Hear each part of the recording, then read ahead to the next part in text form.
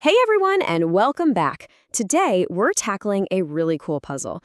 You know those super annoying summer pests? Well, what if I told you there's an entire country that's basically immune to them? Okay, just imagine this for a second. It's summer, the sun's out, glaciers are melting, you've got all these little pools and lakes everywhere.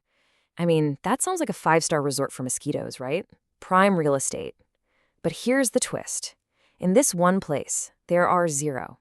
Zip, nada, no buzzing, no bites, nothing. And that magical place?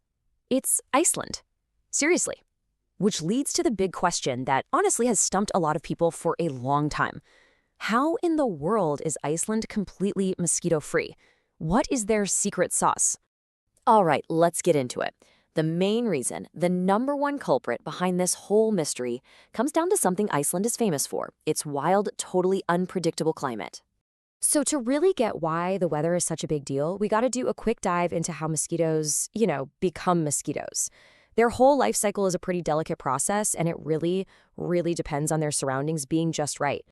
And here's the key thing to remember. For them to go from a tiny egg to a flying, buzzing adult, they need one thing above all else: a nice, long, stable stretch of warmth. The water they grow up in has to stay liquid. If it freezes, well, it's game over. They need that uninterrupted time to grow up. And that stability, it's the one thing Iceland's weather absolutely refuses to give them. I mean, you've probably heard the jokes. Iceland is where you can get a sunburn and a frostbite in the same afternoon. The weather changes on a dime. So look at this. It really breaks it down perfectly. In a normal climate, summer comes, it gets warm, the water stays watery, and mosquitoes do their thing. Easy. But in Iceland, the temperature just yo-yos up and down right over that freezing point. So those perfect little mosquito nurseries, they keep turning into deadly ice traps over and over again. And that right there is the heart of it. A mosquito finds a nice puddle on a warm day, lays some eggs, but then boom, a sudden cold snap freezes everything solid. The whole development process just gets cut short. The next generation is wiped out before it even has a chance. But wait, there's more. The climate is the main villain in this story for mosquitoes, but it's not working alone. It's got a couple of, let's call them accomplices, that make Iceland extra hostile for these little pests. Okay, so it's really a three-hit combo that creates this perfect storm. We've got the crazy climate, which we just covered. Now let's talk about the other two. What's in the water itself, and just where Iceland is.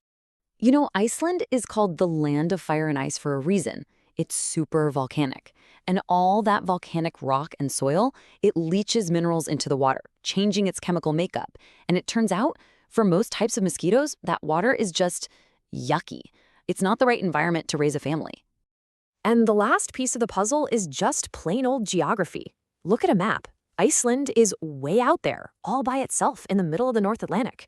For a tiny little mosquito to fly that far across all that cold, windy ocean, that's a really, really big ask. And this is what makes it so wild.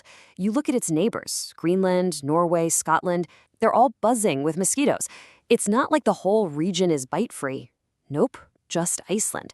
It's this one single remarkable exception sitting right there in the middle of them.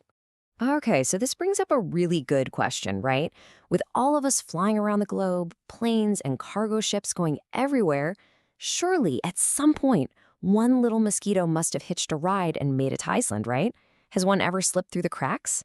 Believe it or not, the answer is yes. Once. Just once. Back in the 1980s, they actually found a single mosquito. It was inside an airplane that had just landed. A little stowaway. But here's the best part. It didn't make a difference. That one lonely mosquito didn't stand a chance.